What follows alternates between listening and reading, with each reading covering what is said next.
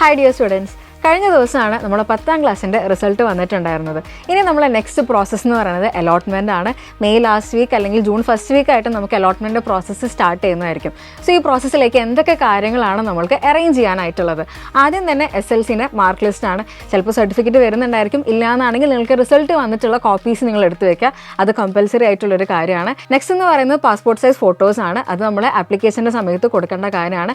അതേപോലെ തന്നെ ആധാർ കാർഡ്, അതേപോലെ തന്നെ എന്തെങ്കിലും IDC, ഇനി ആധാർ അല്ലെങ്കിൽ എന്തെങ്കിലും ID പ്രൂഫ് നിങ്ങൾ എന്തായാലും പ്രൊവൈഡ് ചെയ്യണം. ഇത്രയും പറഞ്ഞ കാര്യങ്ങൾ എല്ലാവർക്കും കമ്പൽസറി ആയിട്ടുള്ള കാര്യങ്ങളാണ്. ഇനി നെക്സ്റ്റ് ഓപ്ഷണൽ ആയിട്ടുള്ള കാര്യങ്ങളാണ് നമ്മളെ ഇൻകം സർട്ടിഫിക്കറ്റ്, അതേപോലെ തന്നെ കമ്മ്യൂണിറ്റി സർട്ടിഫിക്കറ്റ്സ്. നമ്മൾ ഏത് കോട്ടയിലേക്കാണ് അപ്ലൈ ചെയ്യുന്നത് അതിനനുസരിച്ച് ആ സർട്ടിഫിക്കറ്റ്സ് പ്രൊവൈഡ് ചെയ്യാനായിട്ട് ശ്രദ്ധിക്കുക.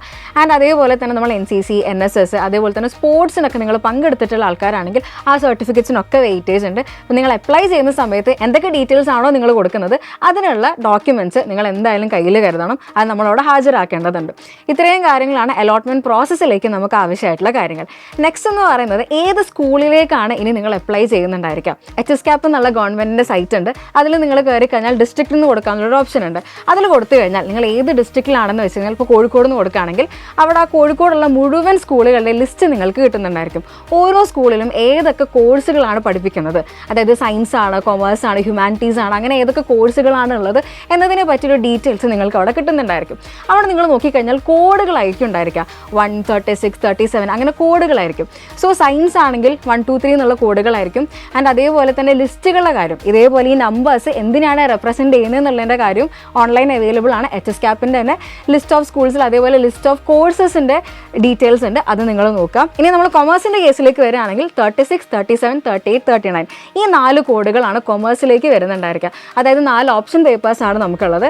സ്റ്റാറ്റിസ്റ്റിക്സ് ഉണ്ട്, മാത്സ് ഉണ്ട്, പൊളിറ്റിക്കൽ സയൻസ് ഉണ്ട്, അതേപോലെ തന്നെ കമ്പ്യൂട്ടർ ആപ്ലിക്കേഷൻ ഉണ്ട്. അപ്പോൾ നമ്മൾ കൊമേഴ്സ് എന്ന് പറഞ്ഞാൽ തന്നെയും ഇങ്ങനെ 4 കോഡുകളായിട്ടാണ് ഉണ്ടായിരിക്കുക. കോഡ് മാറുന്നതിനനുസരിച്ച് ഓപ്ഷൻ പേപ്പർ മാറുന്നുണ്ടായിരിക്കും. അപ്പോൾ നിങ്ങൾ അപ്ലൈ ചെയ്യുന്ന സ്കൂളിൽ ഏതാണ് കോഴ്സ് കോഡ് വരുന്നത് എന്നുള്ളത് ശ്രദ്ധിക്കുക.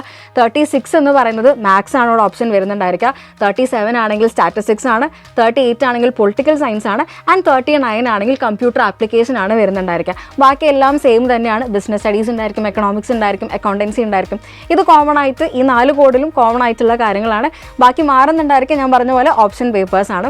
അപ്പോൾ May last June first week ആകുമ്പോഴത്തേനും കാര്യങ്ങളൊക്കെ സെറ്റ് ആക്കുക. ഏത് സ്കൂളിലാണ് ജോയിൻ ചെയ്യേണ്ടത്, നിങ്ങൾ വിചാരിച്ച കോഴ്സ് ഏത് സ്കൂളിലാണുള്ളത്, സോ അതൊക്കെ പ്ലാൻ ചെയ്തിട്ട് നിങ്ങൾ സ്കൂള് കാര്യങ്ങളൊക്കെ സെറ്റ് ചെയ്യാനായിട്ട് ശ്രമിക്കുക. അതേപോലെ തന്നെ ഡോക്യുമെൻറ്റ്സ് ഒക്കെ സെറ്റ് ചെയ്ത് വെക്കുക. All the best.